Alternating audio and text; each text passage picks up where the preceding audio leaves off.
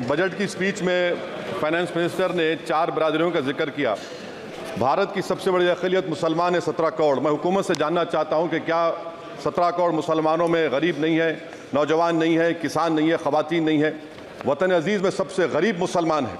सबसे ज़्यादा नाखवानगी मुस्लिम ख़वातीन में। AIDS और PLFS का डेटा ये बताता है कि मुसलमानों में सबसे कम असासे हैं और कंजम्पशन लेवल दूसरे मजहबी ग्रुपों के बनिस्बत सबसे कम है। हेलो हाय फ्रेंड्स, नमस्ते, आदाब, सत श्री अकाल, अस्सलाम वालेकुम। कैसे हैं आप सब? आई होप आप सब बहुत अच्छे होंगे। मैं भी बहुत बढ़िया। तो friends, welcome back to my YouTube channel.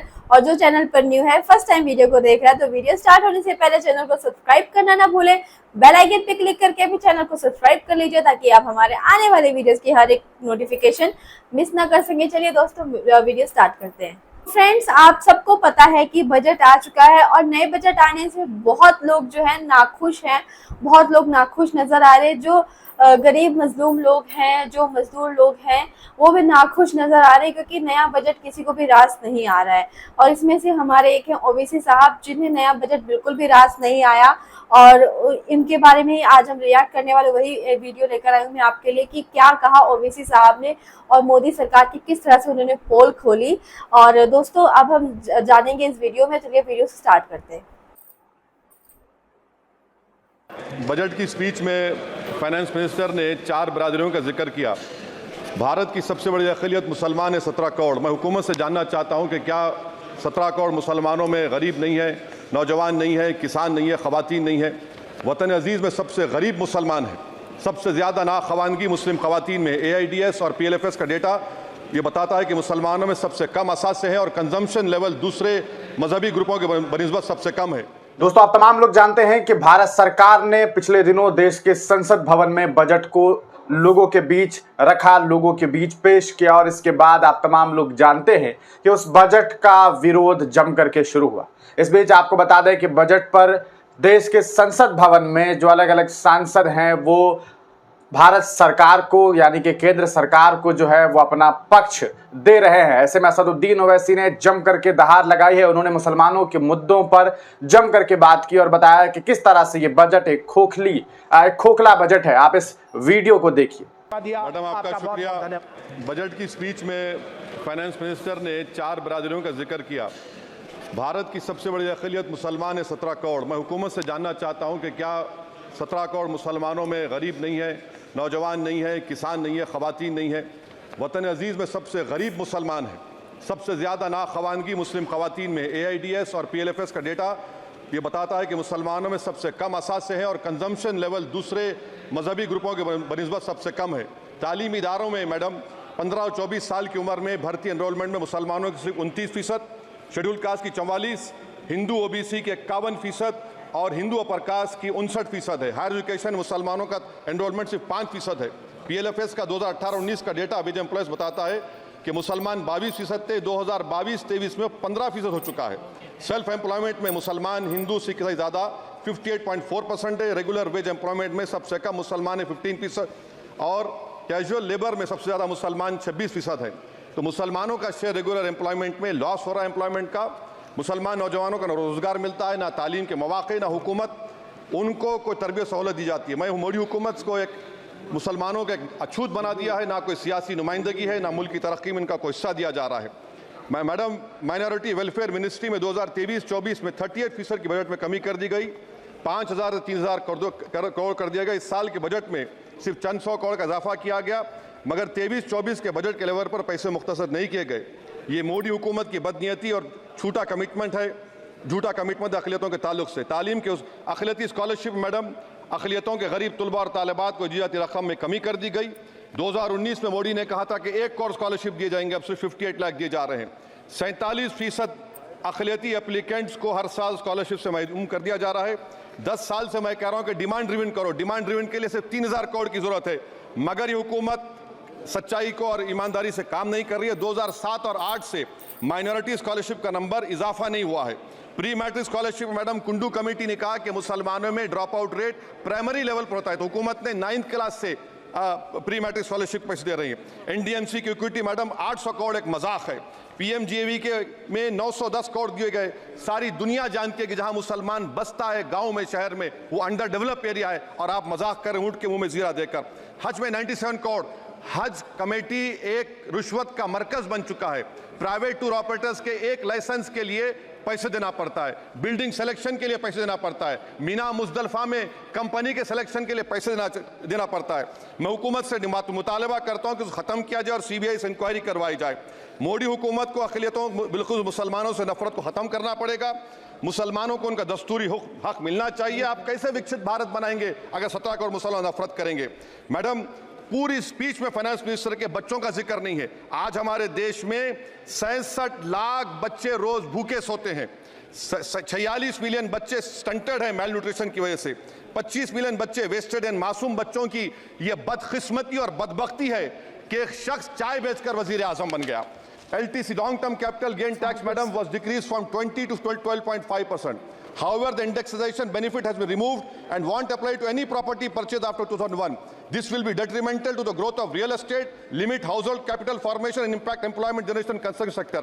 This change in LTCG is a quasi-wealth tax on household, particularly the middle class. Internship programme madam, 5 साल में आप 1 करोड़ लोगों को इंटर्न कराएंगे, यानी एक कंपनी को 4000 लोगों को ट्रेन करना पड़ेगा। मुझे बताइए क्या ये बड़ी कंपनी का माने क्या है? It is unachievable. Will it be based on market cap, revenue, employ size? May be prime minister Modi is saying to Agniveer to do internship after 4 years of service in armed forces. Madam, 21 billion people have given up all hope and stopped looking for jobs. This brings down to 9% eligible population that are either employed or they're looking for jobs. Maybe finance minister can introduce a berozgar tax and tax unemployed as well. No significant increase for social welfare, healthcare. It looks like Prime Minister Modi is saying देश की middle class की संपत्ति पर पहला हक हमारे alliance का है. In real terms, when adjusted to inflation, the allocation of health AB PMJ has declined.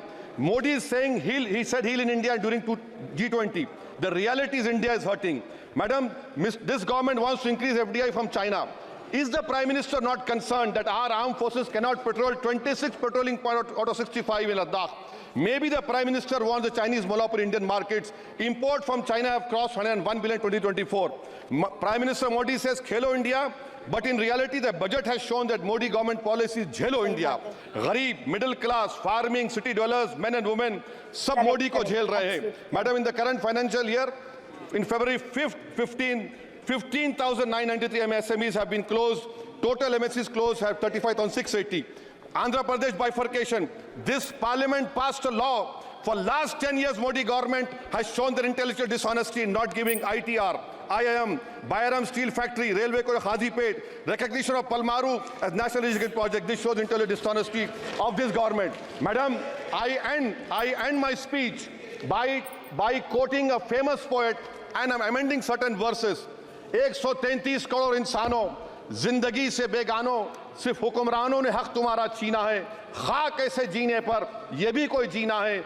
बेशऊर भी तुमको बेशऊर कहते हैं. सोचता हो ये नादान कैसे हवा में रहते हैं. 133 करोड़ इंसानों, कब तक ये खामोशी?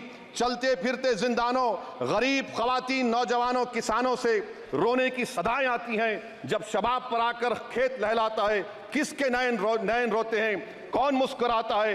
काश तुम भी समझो, काश तुम भी जानो किस कदर भयानक है जुल्म का ये ढब. देखो रख से आतिश व आहन देखते ही जाओगे, होश में ना आओगे.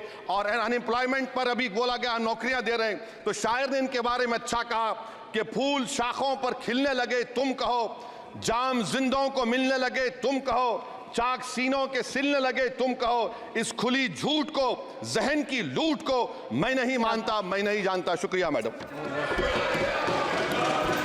माननीय सदस्य श्री. तो दोस्तों, आपने सुना असदुद्दीन ओवैसी को, किस तरह से उन्होंने सीधे तौर पर यह बात बताई कि मुसलमानों के साथ पक्षपात किया जा रहा है. उन्होंने यहां तक बताया कि देश में किस तरह से बच्चों की जिंदगी के साथ खिलवाड़ हो रहा है. रोज 67 लाख ऐसे बच्चे हैं जो बगैर खाए पिए अपनी जिंदगी गुजार रहे हैं. आखिरकार उनके लिए ये सरकार क्या कर रही है? स्कॉलरशिप की बात की जाए तो उसके लिए सरकार ने क्या नीति का इस्तेमाल किया और किस तरह से नौजवान बच्चे जिन्हें अभी तालीम हासिल करना था, उन्हें उनका जो स्कॉलरशिप था उनसे छीन लिया गया. तरह तरह की बातें असदुद्दीन ओवैसी ने कही। ये एक वाहिद ऐसे नेता हैं जो खुल करके देश के संसद भवन में मुसलमानों की बात करते हुए दिखाई देते हैं। आप इस पूरे प्रकरण को किस तरह से देखते हैं, अपनी राय कमेंट सेक्शन में जरूर दीजिएगा।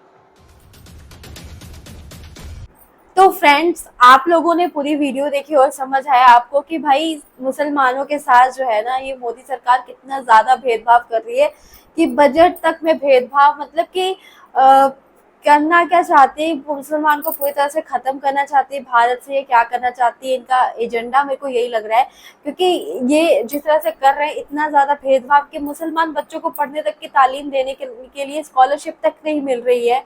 और मतलब देख सकते हैं आप कि कितना जुल्म कर रही है जो मोदी सरकार है मुसलमानों पर। इतनी नफरत क्यों करते हो मुसलमानों से? और मैं ये कहना चाहूंगी मोदी सरकार से, मोदी मीडिया से, कि भाई मुसलमान जो है हमारे देश का ही हिस्सा है, हमारे ही भाई बहन है।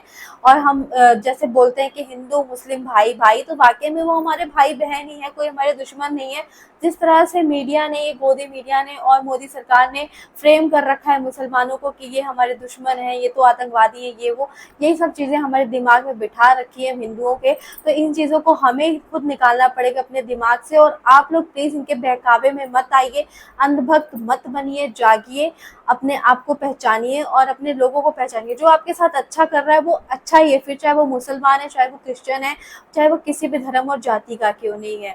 तो लेकिन आप लोग क्या करते हैं, अंधभक्त बन जाते हैं, लोगों को बहकावे में आ जाते हैं। लोग जो बोलते हैं बस वही सुनते हैं।